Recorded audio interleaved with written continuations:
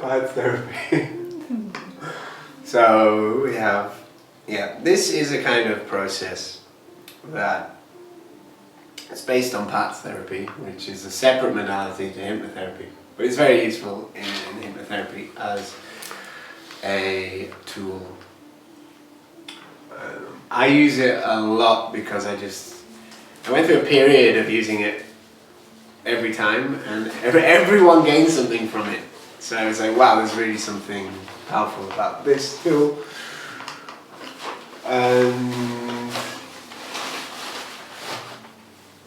So it's based on parts therapy, and I integrated it a little bit with Chud from Tibetan Buddhism, which is a kind of feeding demons, or turning demons into allies, transforming demons into friends. So they're no longer demons, they're actually just a nice helpful part of us that actually has our best interest at the heart. Which they do already, they just get a bit confused. These quote-unquote demons. When we're talking about what these demons are, we could call it a shadow, we could call it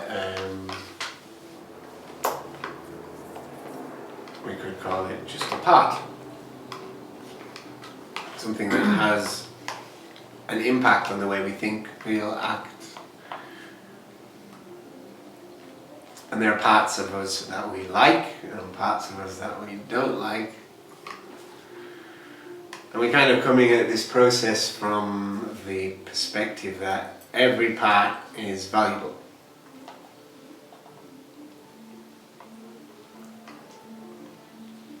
Even the things that we don't enjoy about ourselves, they come from a place of care, almost, of self-preservation. We usually create these parts in order to provide a sense of safety for ourselves, or to care for ourselves in some way. And they might not always be skillful or logical or make sense in a rational way, but they usually have a reason. In fact, maybe always have a reason that they're there, that is to support us in some way. So, let's say you have an issue you want to work with and there's a resistance to doing it. Like, you have confidence, maybe what you aiming for confidence. Confidence is your goal. Just being really confident in social situations. You know, introducing yourself, having conversations, asking questions, being open and free and easy. And then there's this part of you that seems to stop you from being confident in social situations. And this part of you just seems to show up and seems to be like, oh, what will they think about you? Or, no, don't be like that, they'll judge you, don't do this, no. And that part of you might run the show, and then you actually, in a social situation, find that where you can imagine, to a certain degree, being a bit more confident. This part of you seems to be really strong, so you actually close up, you're worried about judgment, so you're a little more reserved, a little less fluid, a little less flowy, a little less natural. Now what we'll do here is we start with the solution. The solution here in this example is confidence. And confidence can be imagined in a solution-focused way, like imagine that confident self in that social situation. How do you move? How do you speak? How do you experience the people around you as you move so fluidly and flowingly, and the words just come out, and you laugh and you smile and you tell stories and you listen and really make great connections naturally and easily. And you might notice that some people aren't as confident as you are, and that's cool because you've got this confidence that you can know that that person is just going through their own experience, but it doesn't mean anything about you. There's no judgment there. You're just being free, being yourself, and enjoying the time in the social situation. So that would be like a solution-focused load of stuff that I just said. So connecting with that confident part, I would have them connect with that confident part. So there's a part of you that's already that confident. And I'd like you to step into that confidence. Or you could be like, well, there's a higher part of you. We want to create like a, I call it here, I've written a higher self, a wisdom self, or an adult self. We want to bring the client firstly to their adult wisdom, higher self. This could be, in this instance, a higher self could be a higher confidence, for example. So you can then connect with that part of that higher confidence. What's it like to connect with your higher confidence? To step into that and to feel the feelings of being that higher confidence. Notice the kind of thoughts that arise, the kind of images that arise, the kind of the way that you would move or stand or think or speak or experience another.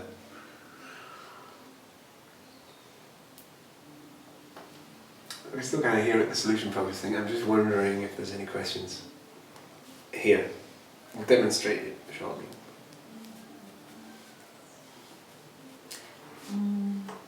Here you mentioned more like how would you feel? Yeah. Suggesting that they already felt that way. Mm-hmm. And can we also say like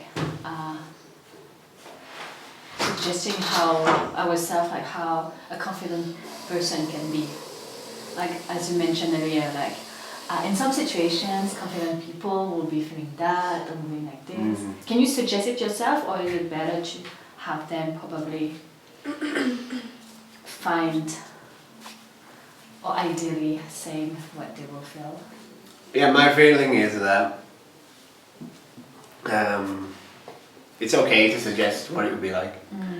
And I like to do that just as little prompts. Yeah. Because if they don't agree with it, they'll just reject it anyway. And then you can ask them what it's like for them. So it's just little like maybe inspirations or prompts that they can connect with. Inspiration. Thanks, that's a good question.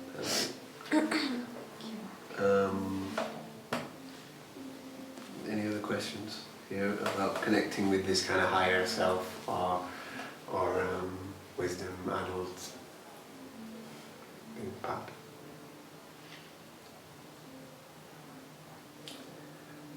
I mean, you could get really abstract with it and be like, okay, so just getting a sense of your higher self, getting a sense of how it is to connect with something bigger, and the knowledge of who and what you really are, and how that can be experienced in that body and mind in ways that make sense to you. And some of them might not make sense, but you can begin to extract insight that's useful for you from that higher self. Just stepping into that higher self, if you could embody it, how would it stand? What kind of feelings would it feel? How would it think or speak? How would it view your life here in this reality?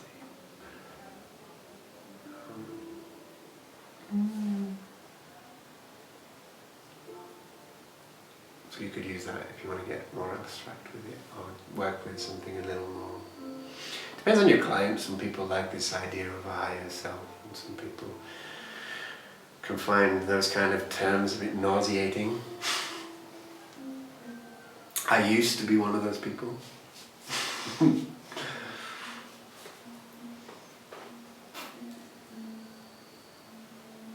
then it can be, what pure confidence, what is it like to connect with? Pure confidence, the higher confidence, ultimate confidence. What is ultimate confidence? How do you experience that? How does it respond to different situations?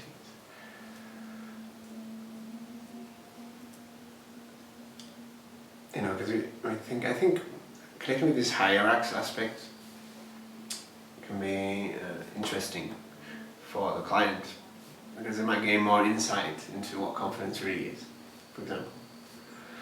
Where they think they might imagine confidence as being really loud and being really like showy and using lots of gesticulations with their hands or something like that.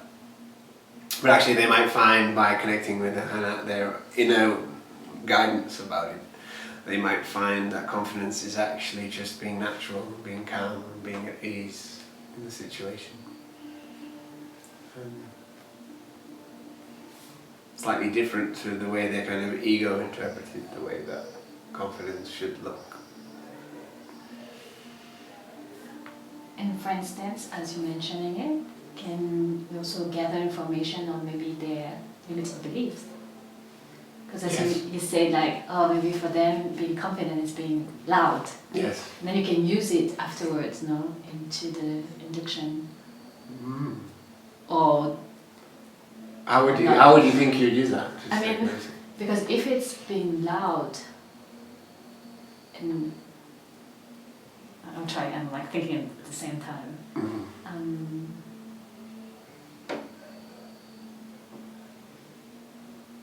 No, that was judgmental, because it's really like depending on each person what confidence is for them, right? Mm-hmm. And yeah. Sometimes they might change their mind about something in the session. Like they'll say something in the beginning, and then later on they'll actually be like, no, it's not that actually, it's more like this. Which is always why it's good to check in, to keep asking, rather than like running on a theme continuously. Because things do shift and change, and their insight kind of develops, and they get a little deeper into what it is that they really want, rather than maybe what on the surface they thought they would.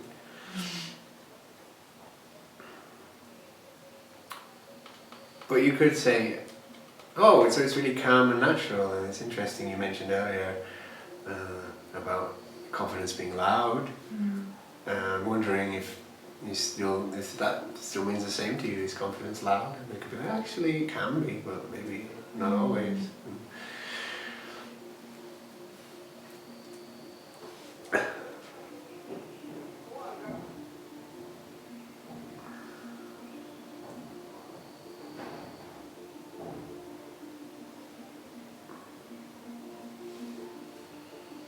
I feel like I've been talking about higher self. I feel a little bit spacious. Like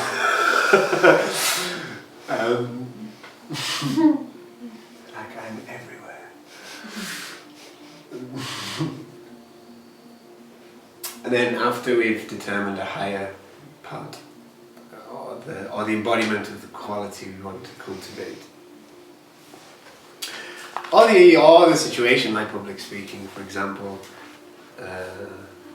You imagine public speaking, so they could connect with a higher aspect of public speaking. What is it like to be really adept at public speaking?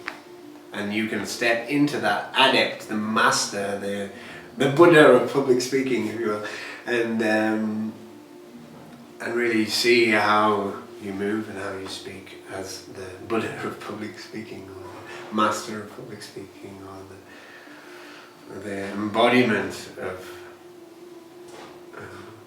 public speaking prowess. So you're saying we could also prompt them to think of like an entity that they could call in? Thing that doesn't necessarily connect to them as a being, like not their higher self, but a god? It's like almost like an archetype of public speaking, or like an archetype of confidence, or an archetype of... Yeah, you could say it's like a god, like an energy that actually governs that aspect of existence. And we can just ask them as well, like, what would it, like do you have like a figure of someone very confident? Yes. Is it possible? And then Yes. say, okay, can you describe that? What is Yeah, so if they're really struggling to do that, I mean, this is a very NLP kind of modeling, right? They use this term modeling, where you model excellence. So someone who, let's say Barack Obama is the most confident person you've ever seen, and he's probably the most confident person I've ever seen. So I use him as an example a lot. So, you know, you could visualize Barack Obama and notice how he moves, and then get them to step into Barack Obama and feel how it feels to be Barack Obama. If they're really struggling to connect with something more abstract, you can use like a personal example, a model, or an actor, or a politician,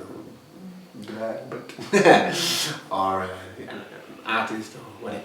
My question was more like asking them like who they will envision as embodying confidence. Okay, yeah, so I would ask. Yeah, and you'll ask and then you'll use and then maybe they'd say Barack Obama. Yeah. That's what I would say. Okay. Yeah. Nice. In some ways, as like a public speaker, Barack Obama is very, very, very good.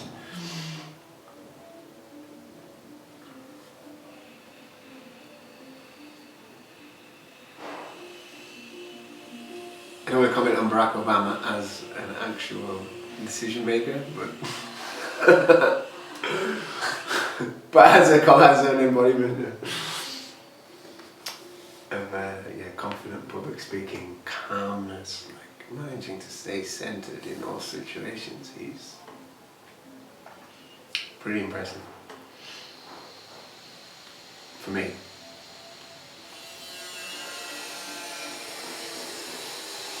And then we identify what is blocking you, what is resistance, there's a part of you that's stopping you. So what is that part? Some people might mention this part really early on. Oh yeah, but there's a part of me that doesn't feel like I can be confident. So you might be, I'm curious about that part of you. That doesn't feel like it can be confident. I'm curious about that part of you that feels like they aren't capable of saying cool things in public speaking. I'm curious about that part of you that doesn't feel like they can accomplish this. I'm curious about that part of you. And then you can say, well, you can just imagine that part of you, that underconfident part of you, standing in front of you. You might give it a name. What do you want to call that underconfident part of you? And they might just say, oh, underconfidence. Okay. So just looking at underconfident, or they might say it's called Barbara. Okay, so just looking at Barbara, how does Babs. Look like Babs. Babs. Looking at Babs, and How about today I need to get a bit more confident. yeah, come on, Babs. How are you doing? What's going on, Babs? So I have a question about the transition between the higher self, the archetype, and then the resistant archetype. Mm-hmm. So like, let's say, okay, you've walked them through and they've like stepped into Barack Obama and they're like, yeah, I noticed this calm confidence and I can talk in any situation, and you reaffirm that. And then do you say, okay, now I'd like to take you back into your, like, is there a center point that you take them back to first, and then you're like, okay, now I'd like you to imagine the part of you that feels like it can't be confident, or these types of things. Is it kind of, I wonder if it would be jarring to immediately go from, okay, you've stepped into this confident part, now let's go into the part that's like the opposite. Well, you know, you might suggest that they can retain this confidence throughout the session, because they will be you're looking through the eyes of the confidence. That part of you is, we separate it initially so that it can, like, it feels dissociated, so you're not, it's not jarring, you're still confident, you're still Barack Obama. So they say, okay, and now as Barack Obama, imagine the part of you that struggles with confidence. How does that part look? Yeah, imagine it standing in front of you as a person or as a being, and notice how it stands, notice how it looks, how it moves, how it walks, how it talks. And you can ask, so what do they look like? They might say something like, well, it looks very silly. It's kind of thin and skinny and has really long arms and it's hunched over. And for example, I've had all kinds of weird visualizations, very, very, very strange ones. So describe Barbara Bobs. Yeah, describe Babs. And, how does Babs look? But and also in something came to mind when you mentioned how to transition. You might ask, so what is stopping Olivia from? What is stopping Olivia from experiencing this kind of confidence? And then Olivia might say, oh, there's this part of me that's... I like what's stopping you, that's a good question. What's stopping you? And then that can give rise to what that part is. You look like you have something that you want to say.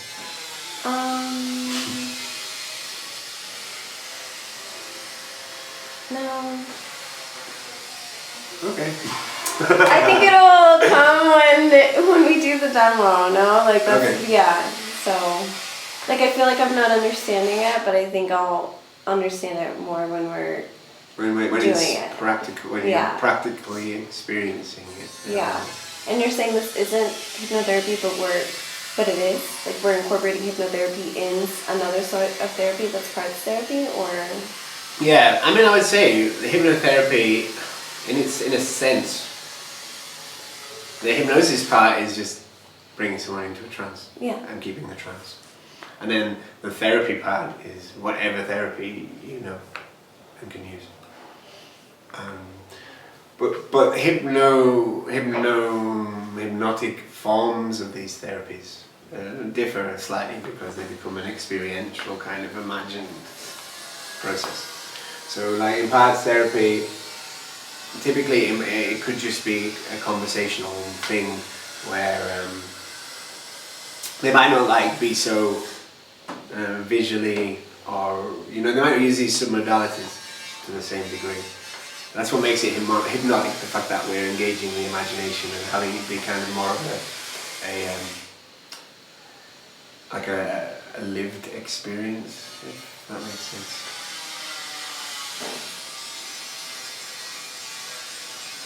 Does that make sense? But Sure? parts therapy is used on its own as well? Yeah, parts therapy Okay. is like a whole modality in itself. Okay. But it's very commonly used in hypnotherapy. Okay.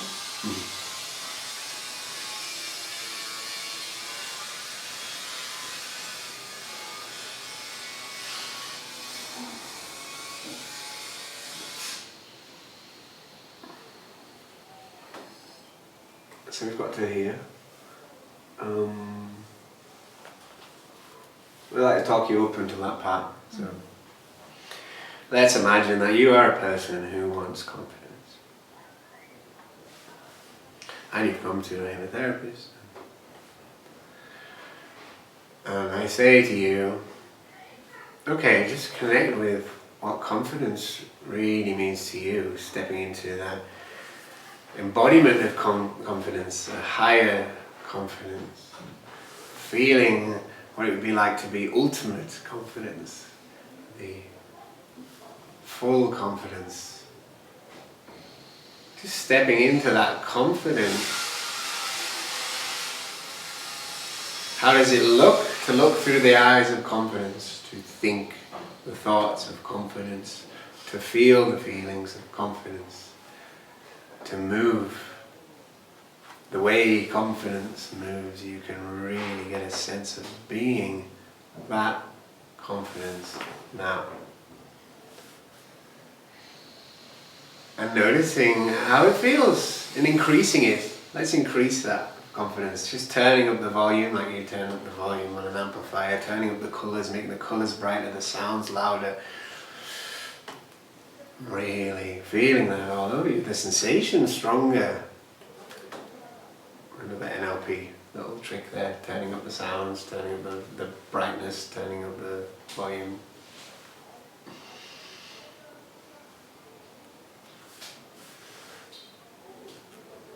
we're all feeling confident and right now. What would you say to the difference in, what is the difference between hypnosis and NLP? It's blurry. NLP tends to not work with deeper trance, but not necessarily, but like the NLP in itself is a little less. I mean, hypnotherapy, it can be a part of NLP, or NLP can be a part of hypnotherapy. I think NLP as a modality is not necessarily using deep trance. But they have modelled a lot of Bandler and Grinder, the guys who developed NLP, they modelled Milton Erickson. So they took a lot of Ericksonian hypnotherapy as part of NLP. They also discovered some really neat stuff, like eye accessing cues.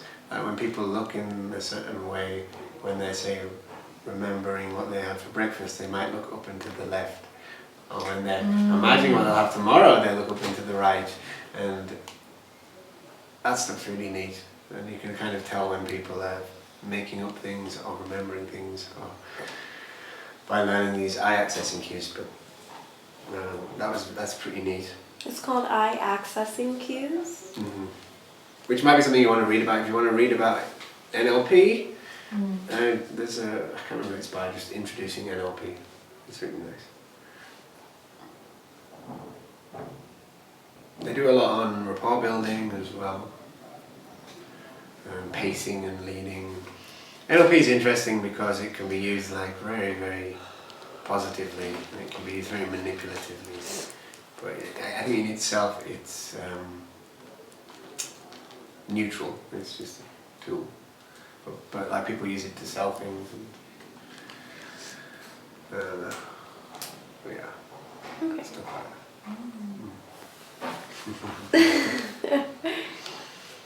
Yeah, you've mentioned quite a few times using your powers for good and not bad, but I think it'd be useful to know a little bit of what using the powers of, in, you know what I mean? To know when it's happening, I guess, to you. Like, I feel like people might unconsciously even do it, but I feel like...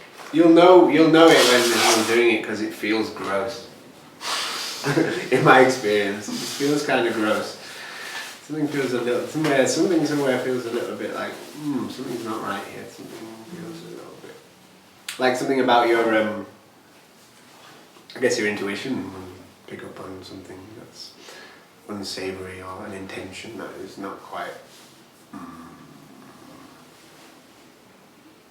Have you experienced that before, where like maybe someone has been very convincing and very persuasive, but something just feels a little bit shifty? Like, I can't tell if that's like them being pushy. Yeah. You know what I mean? Because I feel like sometimes people are just pushy and persistent and maybe not listening to a boundary versus like, yeah.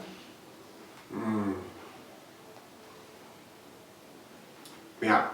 I mean, I've definitely experienced like people trying to sell me things and like deliberately trying to manipulate my resistance or my boundary or something like that. And you know, it can be quite persistent, and there's eventually a point where you're like, okay, like stop. I'm removing myself from this situation. I've experienced that a few times. But we digress. It's a good topic, a really interesting topic. I'd like to delve a little more into it. But I want to just go through this sequence. So you imagine that confidence, you step into that ultimate confidence. Or let's just say, or your wisdom, you step into your wisdom if you want to just gain a little bit of insight. Step into your wisdom self. How does it feel to step into that complete wisdom, that sage, that guru that exists within you? I like to use the guru as I practice Indian spirituality, and guru is my, I practice connecting with my inner guru on a day-to-day basis. And I like to use that one. But that guru can manifest in other ways. It could be ultimate confidence, it could be a higher self, it could be And I have a question on that. Is it better like to, when mentioning a guru, and also suggest other things, because you cannot work on someone like and saying that guru or higher self or your own divinity or God? Would you suggest like many terms so that it makes it a bit like open and neutral and people choose for themselves? Yeah. Yeah, you can do that. And sometimes I feel like, oh, this person would connect with this idea. I know you're getting like an idea that, okay, this person might like the guru as an archetype. And then some people I would think, man, they're not going to like that archetype. So maybe I'll go with, maybe I'll just go with confidence, like, embodiment of confidence. Or maybe, some people like higher self. People who are like more kind of mystically inclined, right? But for those who aren't mystically inclined, it would be more like your most confident. Yeah, what you'd imagine the embodiment of confidence to be like.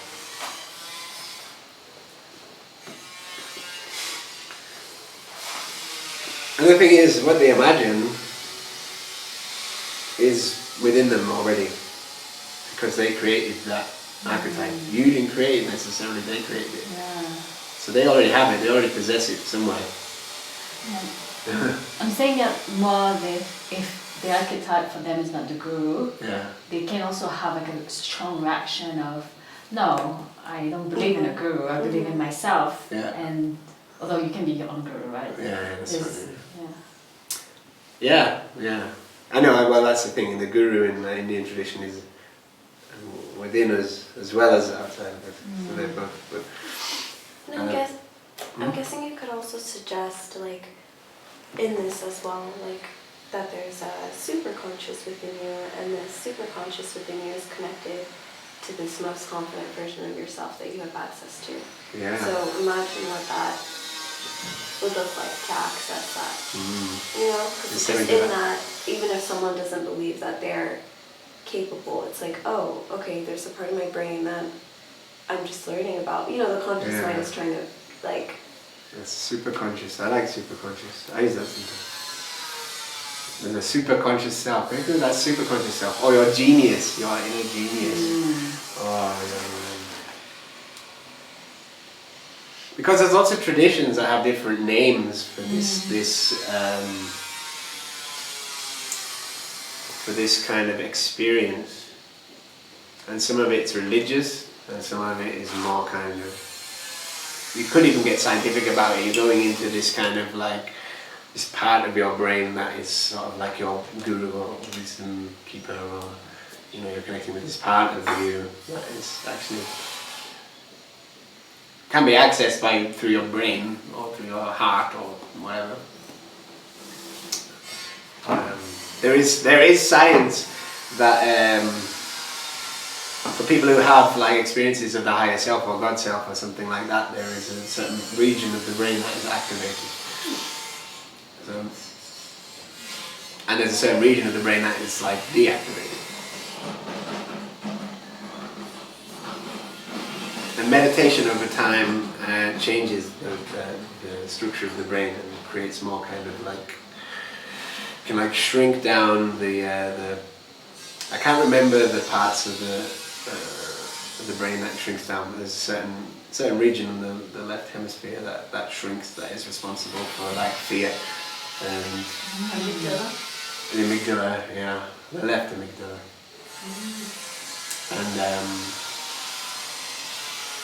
And then there's a part of the right hand side that is responsible for more spacious, blissful, expansive. So when people practice meditation, they actually like increase the capacity to experience that, and decrease the capacity to be plagued by fear and anxiety and things like that. And so you could use science too as a model, if you like that, if they like that.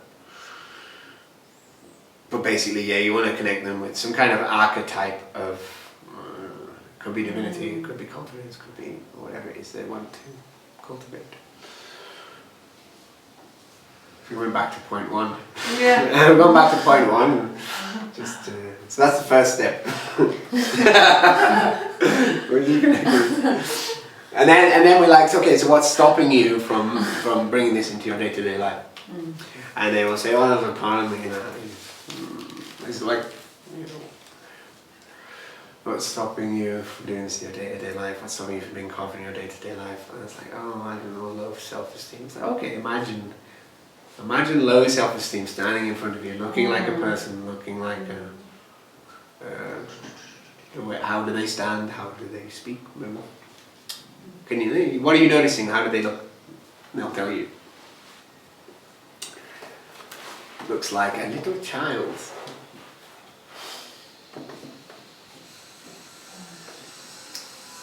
Imagine as a person, you said? Yeah. Sometimes they don't. Sometimes they say imagine it as a person. They're like, oh, actually it's just like a pink blob with fur. Oh, okay. Tell me more. So you ask what does it look like and what else do you ask? Like, Yeah, how does it look, move, speak, act? What does it think actually? Right. So like what is it thinking? How's it feeling?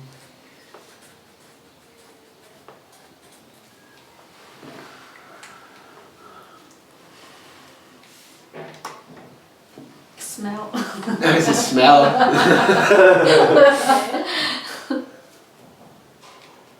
My dog has no nose. How does it smell? Terrible.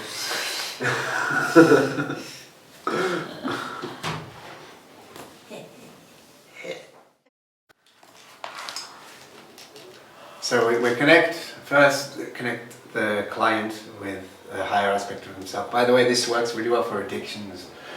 So they might want to connect with their healthy self, or their wisdom self, or the self that makes healthy choices. And then the part that we're isolating is the addictive part. So you can imagine that addictive part in front of you. So the part that's addicted, and how does that look, stand, speak, feel? What is it thinking? What kind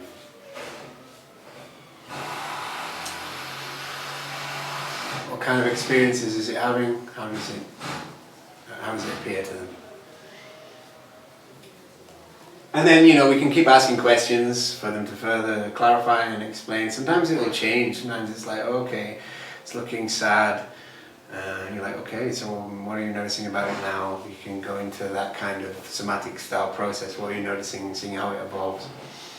And eventually we'll get to a point where we'll ask, so what does it need to fulfill this? If it's really sad, what does it need to feel a little bit happier? What does it need? And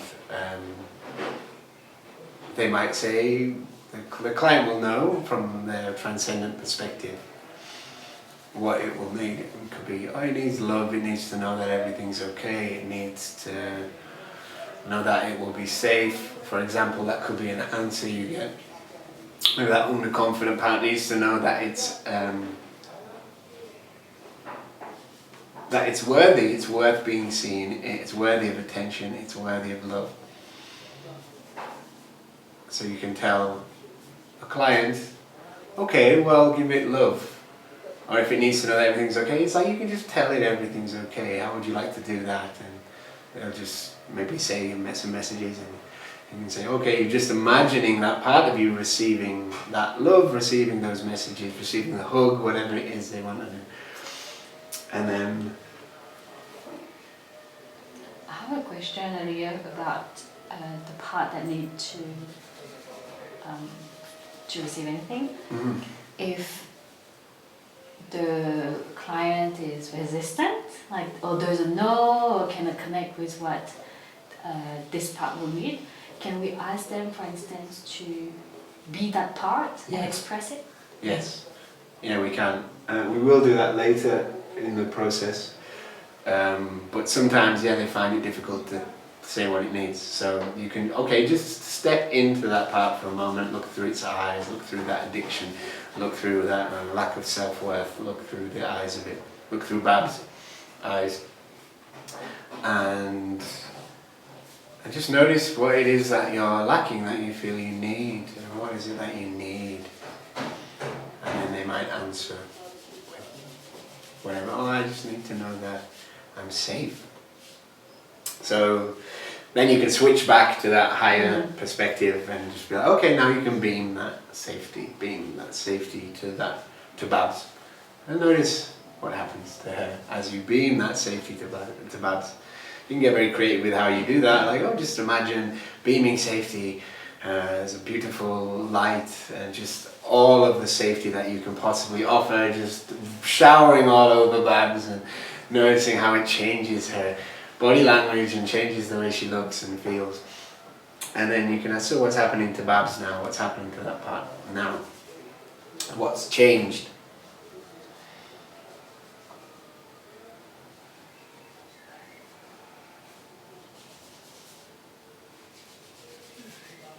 And they'll usually say, oh, maybe they'll say something has shifted. And if something hasn't shifted, then they might need something else. So we can just go through more needs and fulfilling more needs. Until there is a shift in that part, in that perceived part, external to them. Does that make sense? No. No. So you, as someone stopping you from being and doing this in your day-to-day life, envision that as a separate entity, being person, and then step into the eyes of that being slash person. If you're not sure about what they need, most of the time the client will know what they need, will know what that part that is separated needs. And then if it's safety, then you would step into now the higher self, genius self, and do a visualization of showering and giving that to this other Yes. part. Okay. And whatever it could be, because they might just need a hug and you can give them a hug, or they might need support, you could give them support. They might need just attention, you can give them attention. They might need to know that they are good enough, and you can let them know that they're good enough. Whatever it is that they need, you give them it. And notice, the key is like to notice what's changing. Notice what's changing. And you're already making the suggestion that something's changing. So notice what's changing as your as the higher self is Giving what would you call this? The part, the addicted part, the underconfident part, the lack of self-worth part, the lazy part, whatever it is that is their obstacle. And it should go through a shift. Really pronounce that T there in shift for some reason. So what does the part need to resolve their turmoil? Gift them their needs. These are the steps. So just to recap very quickly, we have a solution focus, which is like a higher self or a higher aspect or an archetype of an ideal. We find that resistance part, the thing that is stopping them from achieving that. We imagine that being or that part as a living being or a person in front of them, and we notice how they look, move, speak, act, think or feel, and what it is that they need to resolve their conflict or issue. And if they don't know, and if you don't know what they need, you can step into the eyes of that part, look through them and feel what it is that they need. And then go back to the higher self and give them what it is that they require.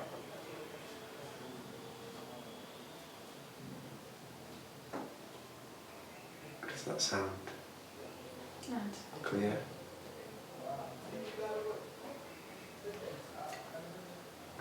And then you ask what's changed. Something might have changed.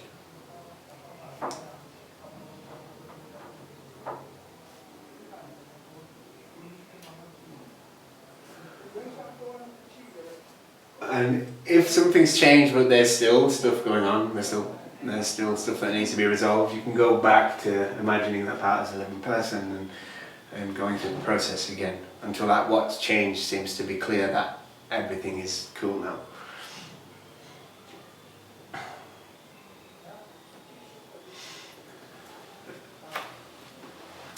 And when you notice that part has been satiated, it's had its needs met, you're going to switch roles and you're going to look through the eyes of that part. You're going to rewind a little bit, go back into that part that was a problem, experiencing how it stood, felt, think through your eyes. So your, that addicted part, or Babs, or however you're calling it.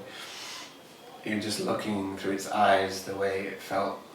If it felt like it needed love, you can sort of, get that sense of it feeling unloved, and then imagining that higher self external to you now, looking at you and gifting you those needs.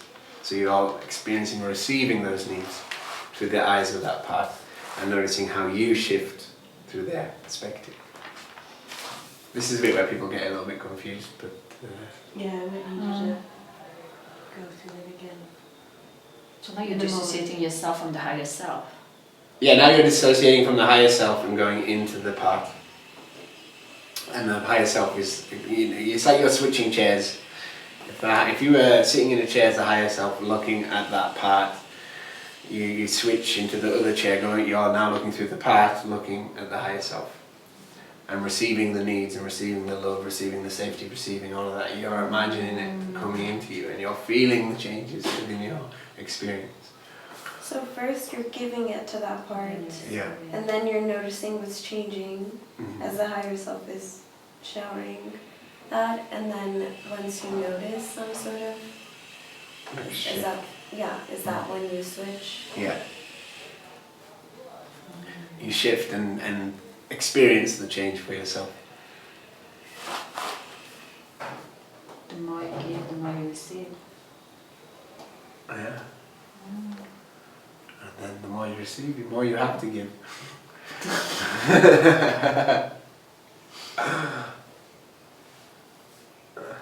And the more you give, the more you receive.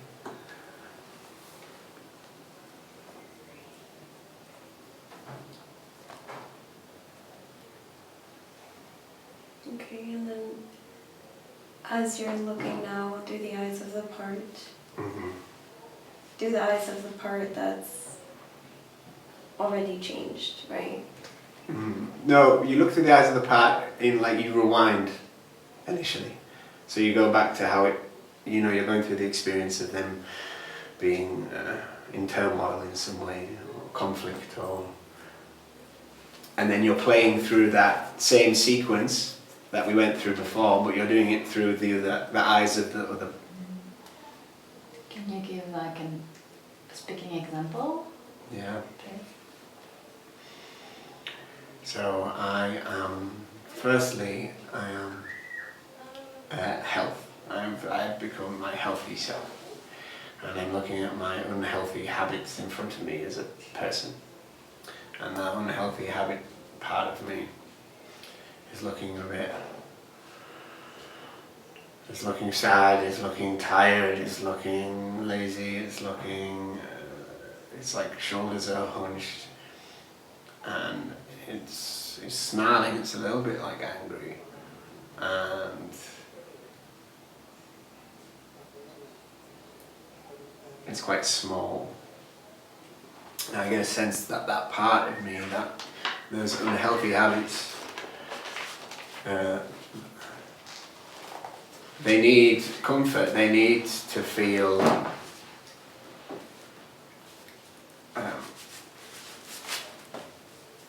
they need to feel safe. And they look like they're finding security in being lazy or I don't know, eating lots of treats or something. But what they're looking for is safety. So I, as healthy me, will beam that safety. I'm going to give them so much safety, give them a sense of comfort. Might wrap them in a little blanket, be like, look, you're safe. might rock it like a baby. It looks like he wants to be rocked like a baby, so rock it like a baby. Notice that it's starting to relax and look a little bit happier. So I'm noticing that it's looking relaxed and happier. And it's looking like, yeah, a little bit lively. Now it's getting bouncier, and now it's getting a little more excited to play. So I'm going to rewind now, and I am stepping into that unhealthy, kind of lazy, kind of small, snarling part, and I feel that this feeling of being, like, just wanting to feel safe, like wanting comfort, wanting something like that. And in front of me I see this healthy me, like looking very radiant, looking very beautiful, looking very together.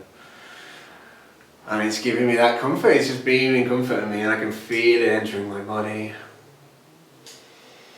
And I can feel it wrapping me in the blanket and rocking me like a baby, and I feel so loved. And it's making me feel a little bit more bouncy, and now I feel a little bit more playful. Does that make sense?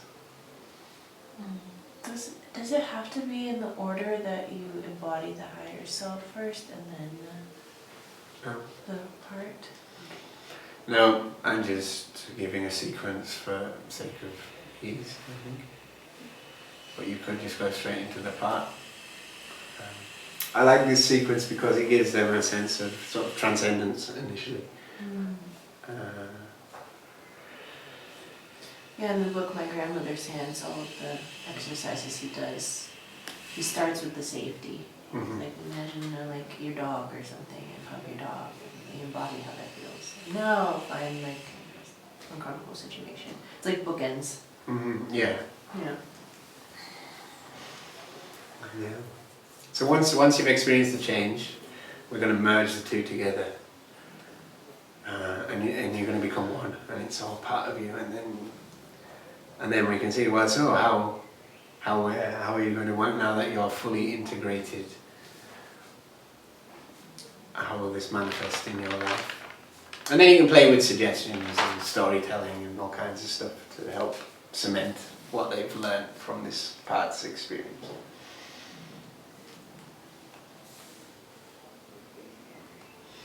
And how you integrate is however you like. You could have them dissolve into one another.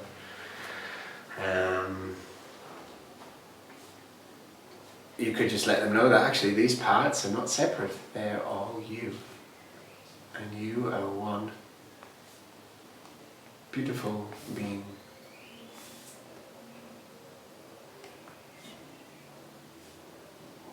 And that higher you and that lower you are actually not separate, they are just you.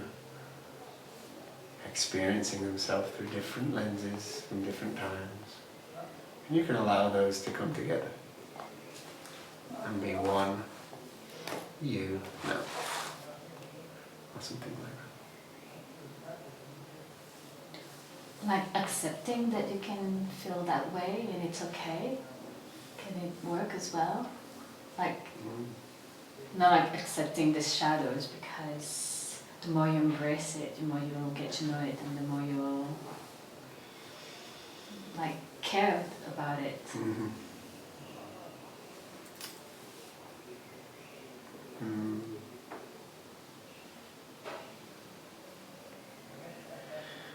Yeah, I mean, you could also, after doing this process, you could suggest if ever that part of you feels like it needs that love, you can just remember to give it that love.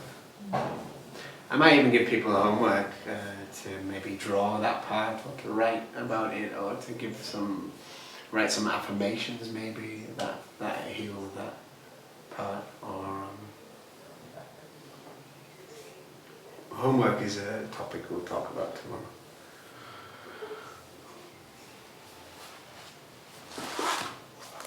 Homework is awesome.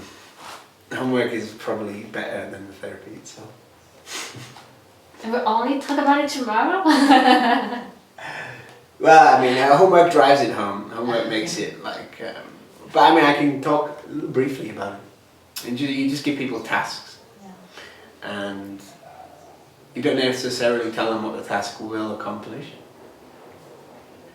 Just give them a task. Usually have them agree to it before you give them. It's like, okay, I have a little task for you, and if you would agree to do it, I'll let you know what it is. And they might not agree, and then you say, oh well, you see, you've got something that you want to overcome, and this task will help you. So maybe, would you like to give it a go? Yeah. Can you go more into the integration part? Yeah, integrating is just somehow merging them parts together so that it's like one unit. You might ask them how these parts can work together, how they can support each other before you do that. Or you can just say, so that higher aspect, that confidence is you, that you possess that, you created that in your mind, didn't you? And that part of you that is addicted or bad is also you. And you can allow those two to join together, to merge together, to meld together, to be one and the same you. Something like that. Or like in Tibetan Buddhism, we dissolve everything into our heart. That's a kind of integrative process. Is a part of this also in imagining that part, whether it be like, addiction or whatever, and letting it play its story of like, I'm cold and mean and I dislike whatever, just letting that be expressed and in a way validated of like, and letting that, like it not being bad and just letting that express itself. Yeah. Thanks for mentioning that, because that's important. When that part is there, we don't want to demonize it, actually. I talked about feeding demons. We don't really want to demonize it, we want to love it. We want to give it at the time of day. We're actually isolating that part so that we can see it and see what it is and learn to love and accept it. And usually we've disowned it, it's become a shadow because there was a need that was not met somewhere. And so we ultimately want to fulfill the need, but first give it the time of day, give it its chance to reveal itself and show itself. Give it care, actually, never like just reject it, recognizing that it's actually a beautiful part of you that wants to help you in some way. There was a reason why it was doing that. Like that, let's say when I was doing the healthy and bad habits one, the bad habits wanted comfort. So they were like looking for it in food, they were looking to feel safe and maybe eating gave them a sense of safety. Which, it was good. That was something that I wanted for me to feel safe. So actually it was helping me in a way. But as an adult, for example, or I don't need that anymore. And you can affirm something like, oh, maybe you don't need that anymore, because you can find safety in other ways. Oh.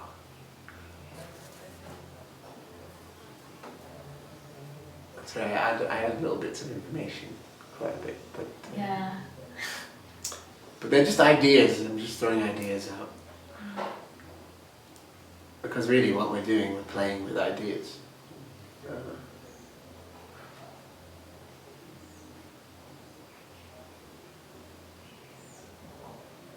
Okay, that's everything. Any questions?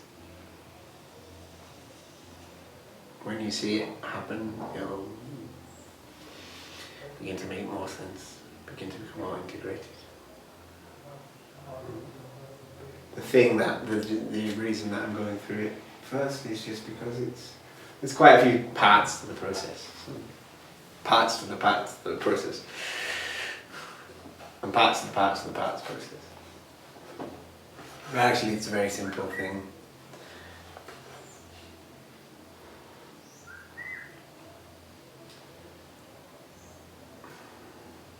But yeah, it can be used for like nearly everything in this process.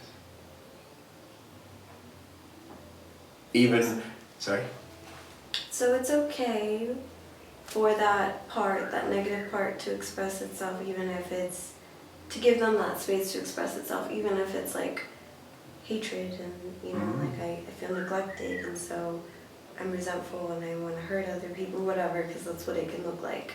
And so giving it the space to, because like the inner child, when it's neglected, can like harm itself or others, if that makes sense. Like it can turn very demonic in ways, like you're saying, in this destructive way. And so it's the goal with parts to give that space so that it's like, okay, wow, you know, like this isn't some deep dark side to be hidden in a corner. It's actually okay to be expressed, and it makes sense why this is here, and then integrating it.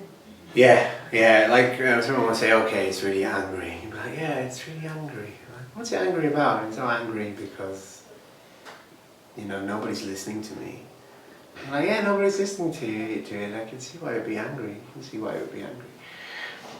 Just like reflecting it back with compassion.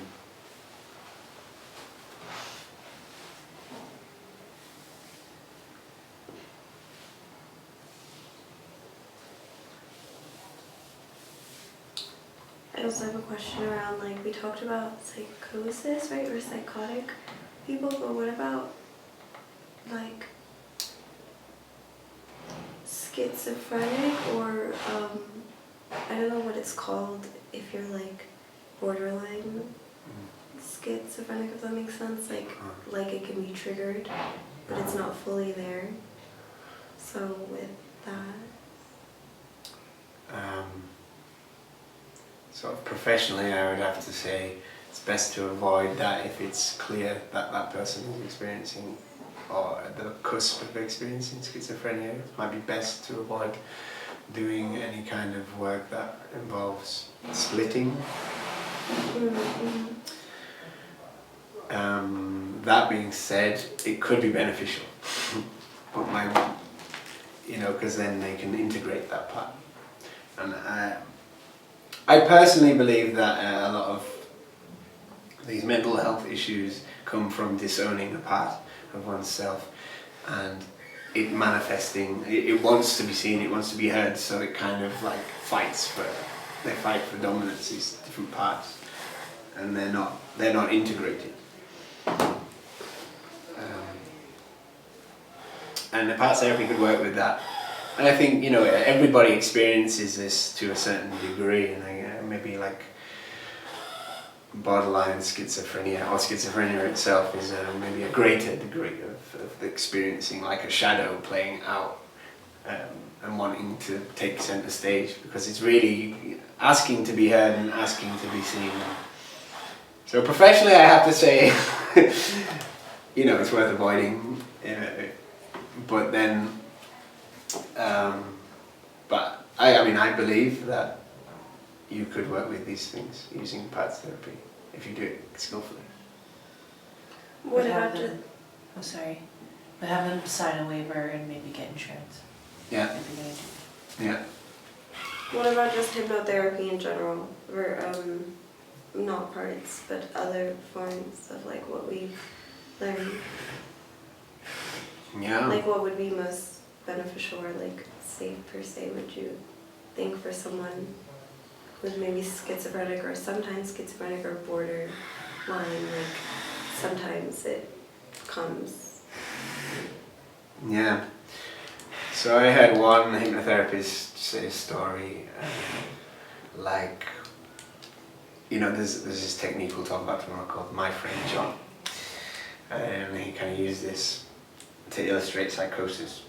And he said, my friend John, he came to me for a hypnotherapy session. It turns out, he was had multiple different things happening with him at once. And he was borderline psychotic, and he had these multiple voices happening all at the same time, but now he only has one voice. And that's like a nice illustration of the kind of suggestion you might want, that you have one, you are one, you are one, you are one. Just sort of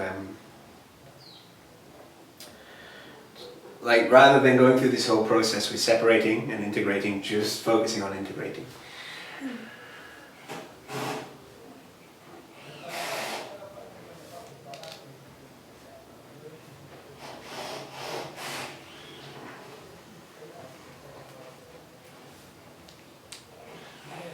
Cause like,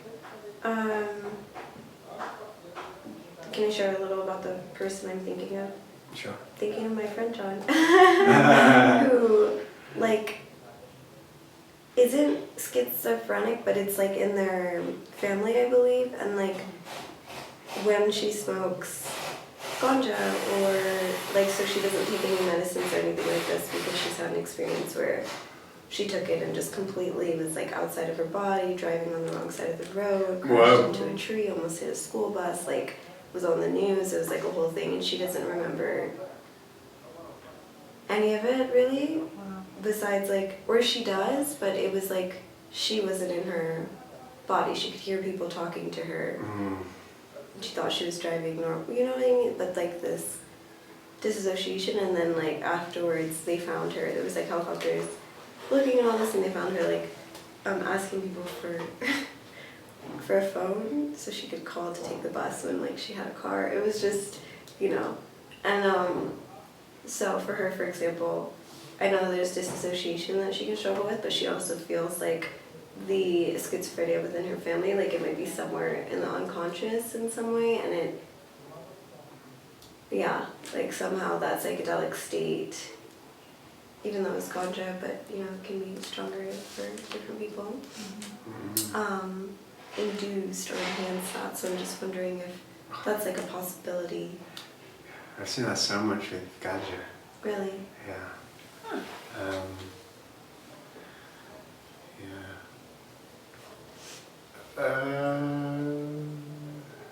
And I smoked a lot when I was growing up, because I smoked a lot of weed when I was younger.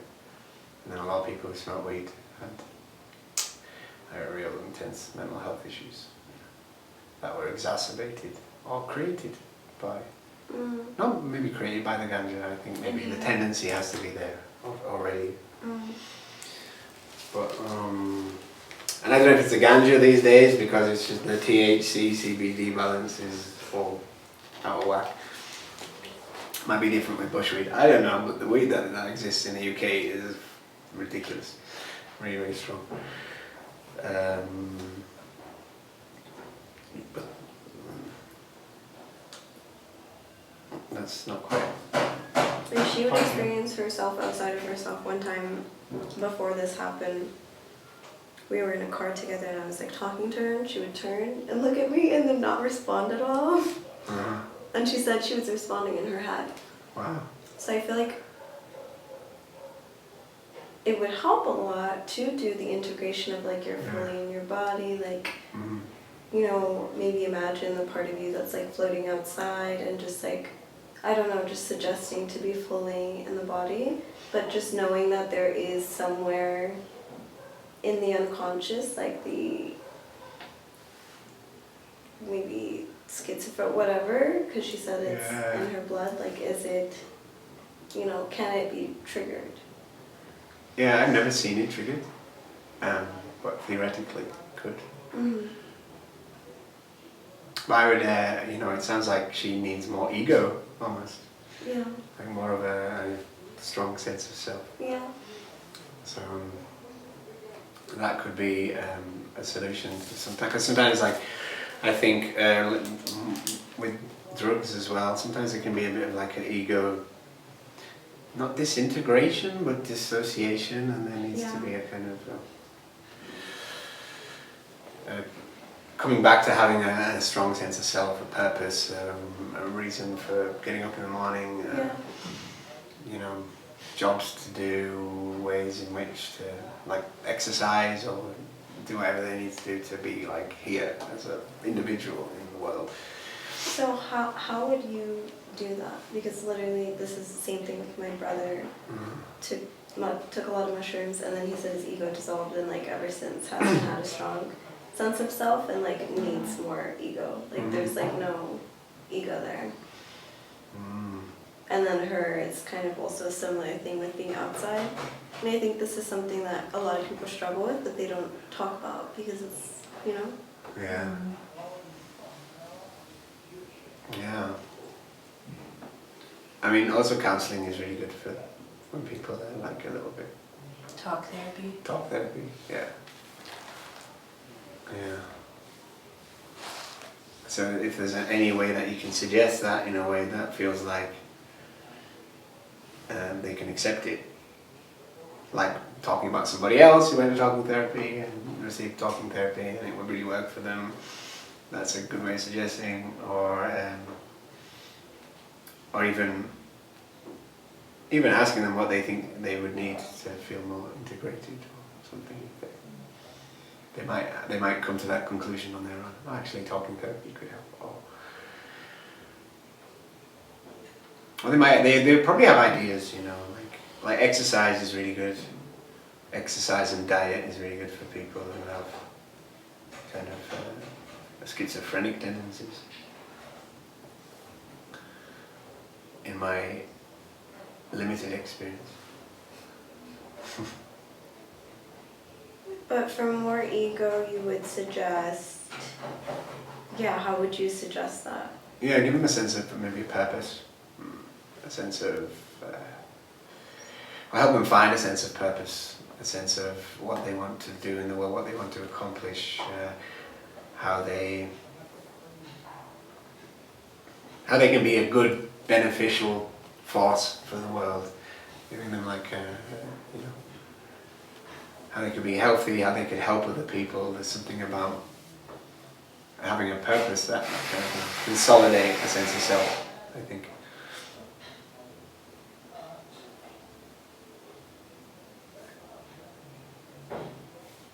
It's a strong subject, that one. It's really close to my heart. I know a few people who have struggled a lot.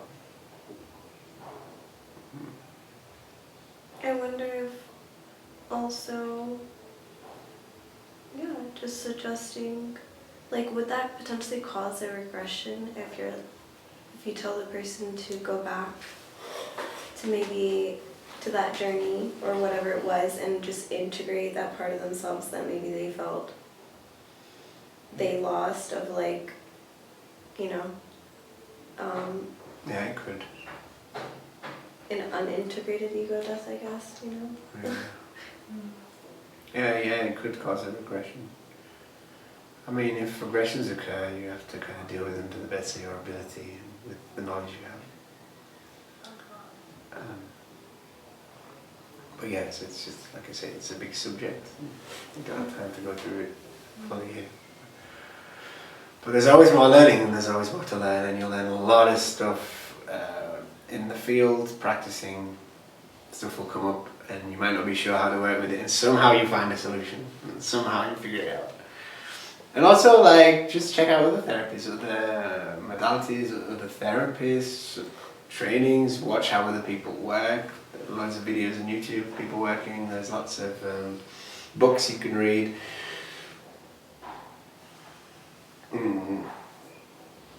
I'll compile. I've got a few that I can suggest moving forward.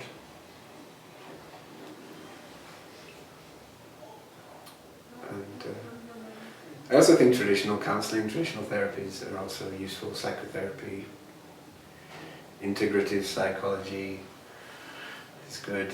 I like all of these things in different contexts.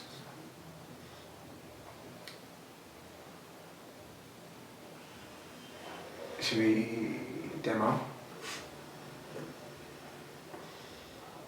So it's now 11:54. Go for break. We go for lunch break in an hour, unless you're feeling like you want it now. Maybe start at 1.